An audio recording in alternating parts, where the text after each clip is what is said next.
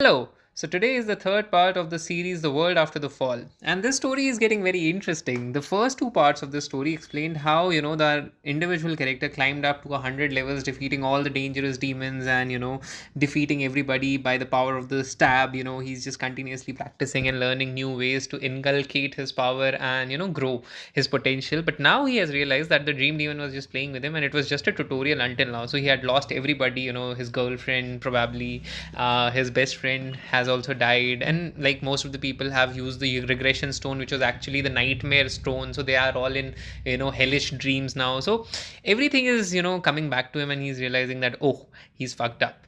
But what happens ahead of this story is that the dream demon gives him a choice essentially of going ahead and utilizing all of his powers to essentially negate until now whatever he has achieved.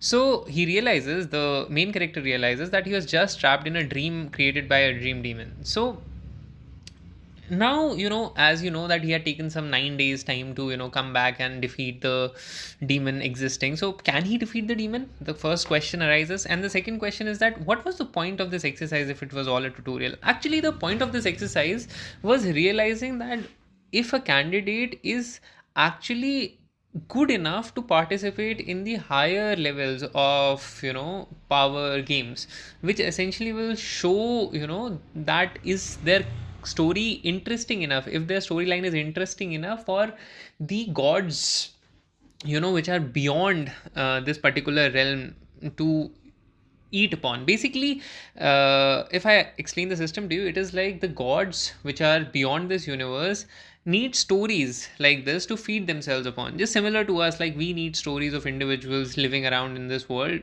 In this storyline, there are gods who also need stories just to pass their time. So it's just that he takes 9 days time, and he just starts working out, and he realizes that he has been a product that has been cultivated for decades, that has been cultivated because he took so much time in defeating every particular level. Like, we realize 6 months to 7 months in defeating just one level. So he has like been cultivated for decades, and the demon wants to sell the product a hero and recover the cost of buying the tower.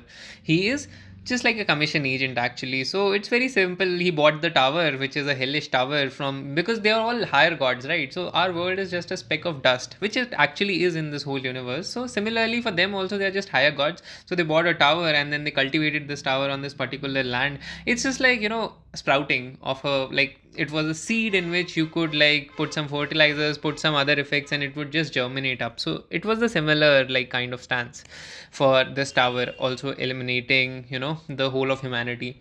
And his tabs weren't feeling right to him. So he had like maxed out all of his powers. Like, he was 100 in strength, 100 in agility, 100 in health, 100 in mana, everything.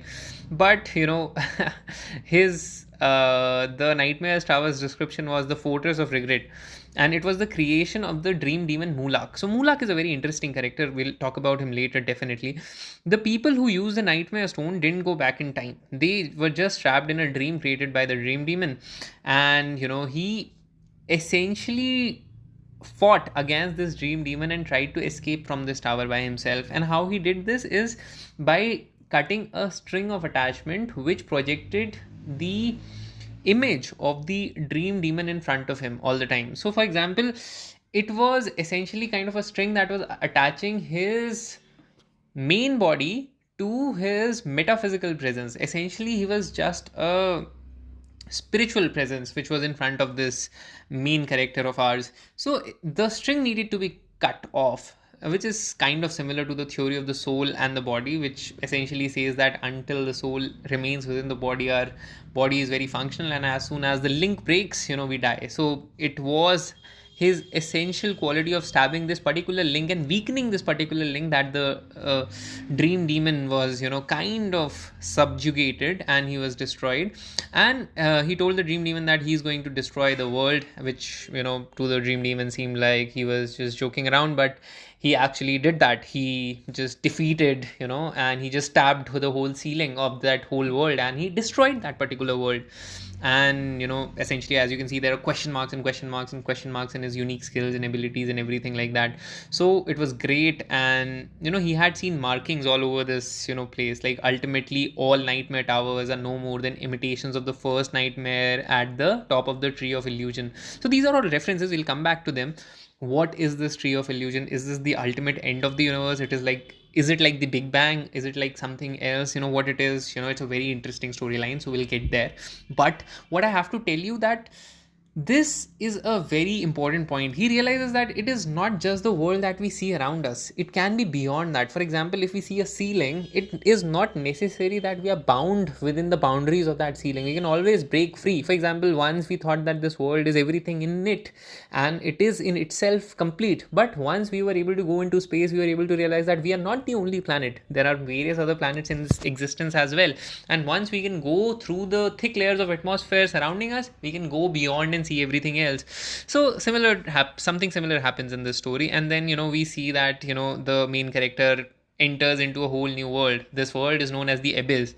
And in the Abyss, certainly because he's our main character, so he has to flex. And he's attacked by wildebeests, who are horned beasts essentially. And the more horns they have, the more power they have. And there's some Namekian kind of a tribe, and they are also defeated pretty easily. He's kind of an overpowered character here because he has obviously worked so hard. And he gathers some certain kinds of stones from these people, and he collects them, and they're stones of fallen souls, boosted and adapted players mana by a certain amount. So he gains some items which will adapt his mana.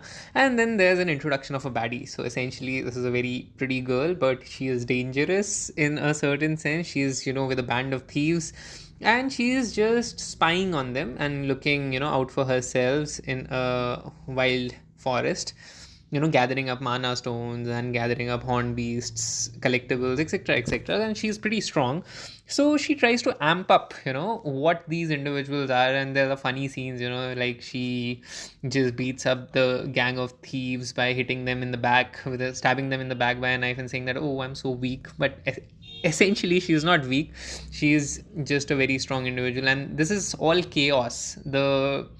The whole scenario is based in a place known as chaos. So chaos is essentially the middle ground for all of this happening.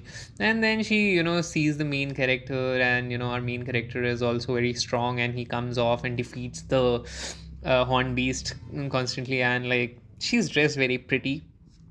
Like, she is dressed in all black, and our hero is also like the transisting vibe of an individual. Like, he's just like traveling along like such a good character. Like, I can't glaze him enough because the author has already done that.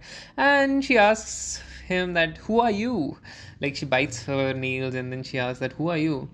There are hardly any adapted players in all of Chaos who could beat a two-horn beast with just stabbing. And then there's a cute scene between both of them, and they realize that the story is getting a lot more interesting as it is. So it's like very good in all of this story. And there are cute moments, and there is surprise, and there is love brewing between them, or either one